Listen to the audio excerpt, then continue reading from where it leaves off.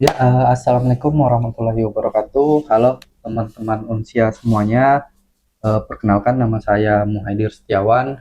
Saya Fakultas PJJ Informatika di Universitas Siber Asia. Jadi saya pengen ngevlog sedikit lah, sekaligus menjalankan tugas saya sebagai mahasiswa pada mata kuliahnya itu Pak Amros Magnus Rudolf Mateng. Jadi beliau itu menyuruh kita untuk membahas materi-materi yang pernah diberikan. Salah satunya itu adalah FTP, terus web server dan Apache, terus SEAL, terus file system dan DACX. Nah, oke, langsung saja kita mulai sebenarnya. Yang pertama itu yang akan kita bahas itu adalah file transfer protocol atau orang biasanya itu nyebutnya FTP. Nah, jadi FTP ini itu adalah protokol jaringan, sebenarnya protokol jaringan yang dipakai untuk kita memindahkan sebuah file ke perangkat tertentu. Jadi bukan perangkat tertentu juga sih, cuman kita bisa memindahkan file dari perangkat satu ke perangkat yang satunya. Nah, biasanya antara FTP client dan FTP server seperti itu. Jadi FTP ini tuh juga berjalan di atas TCP. Jadi kenapa dia berjalan di atas TCP itu karena di TCP ini datanya itu lebih stabil dan lebih bisa diandalkan. Terus biasanya FTP dipakai buat apa sih? Itu kan pertanyaan-pertanyaan yang sering muncul di benak kita. Jadi sebenarnya FTP itu digunakan itu untuk yang pertama itu upload file ke server. Terus yang kedua itu adalah download file, terus yang ketiga sebenarnya itu kelola. Jadi dia itu bisa upload, bisa download dan mengelola file di website. Nah, yang uniknya lagi nih sebenarnya, yang uniknya lagi FTP ini tuh dia pakai dua koneksi sekaligus. Nah, apa aja koneksinya? Jadi yang pertama itu dia menggunakan control connection. Terus yang kedua itu dia menggunakan data connection. Nah, apa sih perbedaan dari kedua ini? Nah, di sini nih kita akan bahas. Jadi yang pertama itu yang tadi kita sebutkan itu adalah control connection. Nah, biasanya kita gunakannya itu lewat port 21.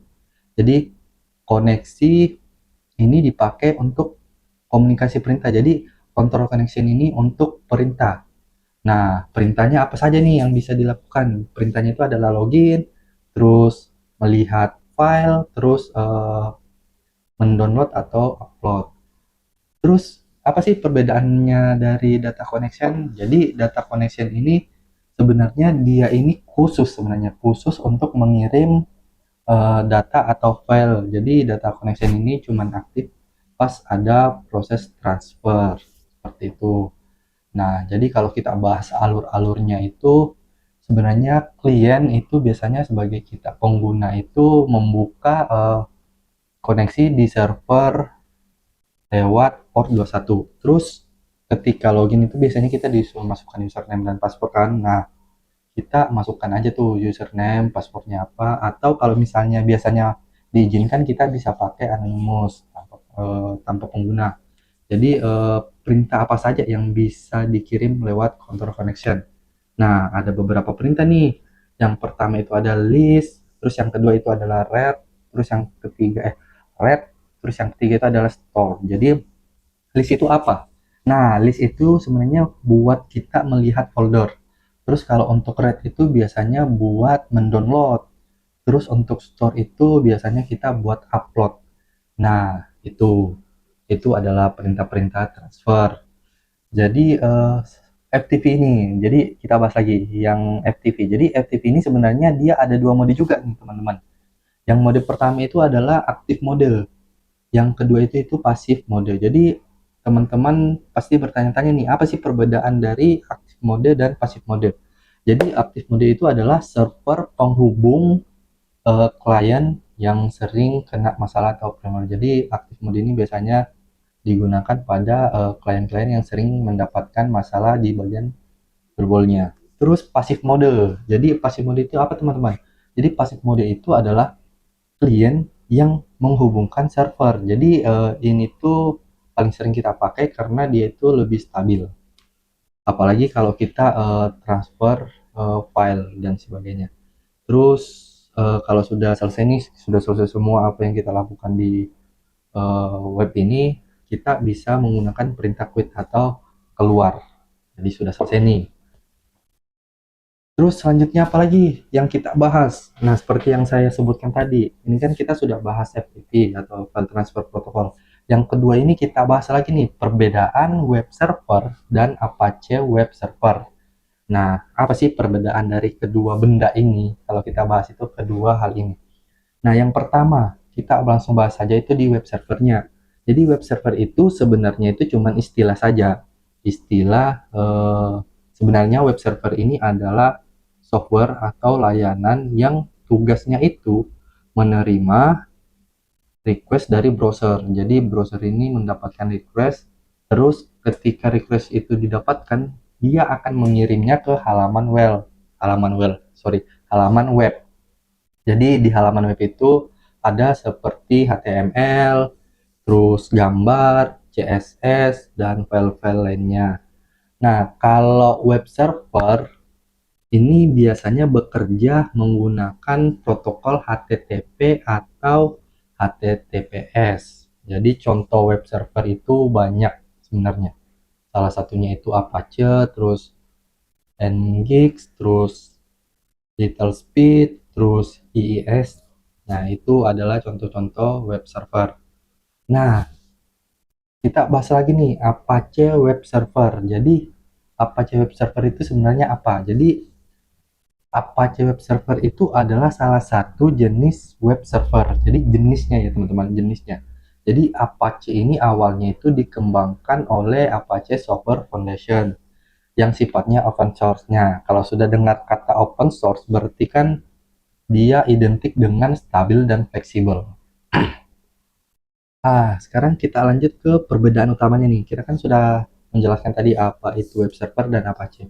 Nah, untuk yang paling membedakan itu sebenarnya kalau kita menggunakan rumusannya itu adalah web server itu sebenarnya cuman dia fokusnya kepada konsep dan kategori.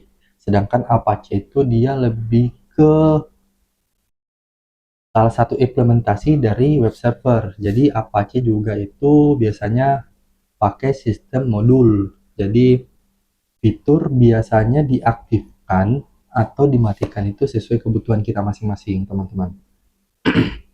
Jadi kayak misalnya nih, kita membutuhkan modul PHP. Nah, itu bisa kita tuh diaktifkan atau dimatikan. Terus modul keamanan, terus URL return. Jadi singkatnya Apache itu contoh nyata dari web server. Sedangkan web server itu sendiri adalah payungnya nih, pelindungnya sebenarnya. Oke, selanjutnya sorry batuk teman-teman. Selanjutnya kita lanjut ke pembahasan ketiga, itu shell. Nah, apa sih shell itu? Pasti teman bertanya-tanya kan. Jadi shell itu sebenarnya adalah penghubung antar user dan kanal. Nah, antara user dan kanal. Jadi kita itu biasanya melakukan perintah. Jadi kita memberikan perintah melalui terminal shell. Nah, di terminal ini dia akan membaca. Jadi perintah apa yang kita masukkan itu dibaca oleh shell ini. Setelah dibaca dia akan menerjemahkan teman-teman. Menerjemahkan. Nah, setelah menerjemahkan, lalu dia akan menyuruh kernel buat menjalankan. Jadi kan shell ini ada 3 fungsinya itu sebenarnya itu membaca, menerjemahkan, dan menjalankan. Nah, jadi kalau seperti yang saya jelaskan tadi, yang saya terangkan tadi teman-teman, sebenarnya shell dan kernel itu berbeda. Jadi shell itu sebenarnya bukan kernel, tapi shell itu dia menjembatani. Jadi supaya kita sebagai manusia bisa berkomunikasi dengan mesin. Nah, biasanya jenis-jenis shell itu banyaknya di pemrograman Linux. Jadi teman-teman, di Linux itu banyak sebenarnya fungsi-fungsi shell. Sebagai contohnya lah kita tahu itu yang paling terkenal itu adalah bash. atau chisel atau konsel juga biasanya orang seneng sih pakai itu. Jadi sebenarnya fungsinya itu sama, cuman perintahnya saja yang berbeda.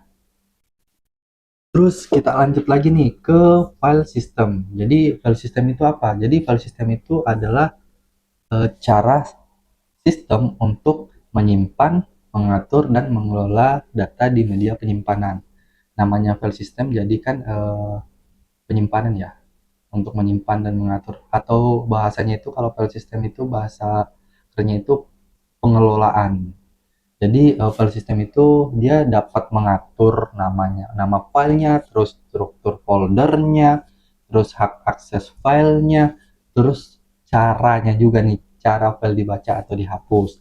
Kalau kita kembali lagi ke Linux tadi, di file sistemnya juga itu berkaitan dengan file sistem misalnya nih, seperti perintah etc password, terus etc shadow, terus etc group. Nah, itu adalah konsep-konsep permission. Jadi selain itu konsep permission ini juga itu biasanya ada juga yang read, terus read, terus execute. Jadi gampangnya sebenarnya kalau kita rangkum itu adalah file system ini itu aturan main dan tata letak file. Jadi dia itu mengorganisir jenis-jenis file yang ada di satu tempat. Seperti itu biar kesannya itu lebih aman, nyaman dan rapi. Terus lanjut lagi ke DAC. Nah, di DAC ini apa sebenarnya? DAC ini adalah Disability Action Committee for X. Susah ya teman-teman disebutnya. Jadi fokusnya itu apa sih sebenarnya? Nah, di DAX ini fokusnya itu di aksesibilitasnya sebenarnya, aksesibilitas. Jadi tujuannya itu supaya layanan atau teknologi ini dapat digunakan oleh semua orang. Kenapa dikatakan demikian? Karena memang tampilannya itu ramah untuk pengguna. Terus alternatif inputnya juga, walaupun bahasanya dasarnya itu orang yang berkebutuhan fisik pun tetap bisa menggunakan hal tersebut. Terus konten digital yang sangat mudah diakses. Jadi intinya itu DAX ini itu mendorong agar teknologi itu lebih inklusif dan ramah dan bisa digunakan oleh semua orang. Seperti itu. Oke teman-teman, mungkin itu saja yang bisa kita sharing-sharing di video kali ini. Semoga penjelasannya itu bisa bikin teman-teman mudah memahami. Terus kalau masih bingung nanti bisa dipelajari pelan-pelan, kita bisa ngobrol pelan-pelan lagi, lebih santai lagi. Terima kasih sudah menonton video ini dan terima kasih juga untuk Pak Ampus Makif yang memberikan saya kesempatan untuk menjelaskan materi-materi tersebut. Kurang lebihnya mohon dimaafkan. Wassalamualaikum warahmatullahi wabarakatuh.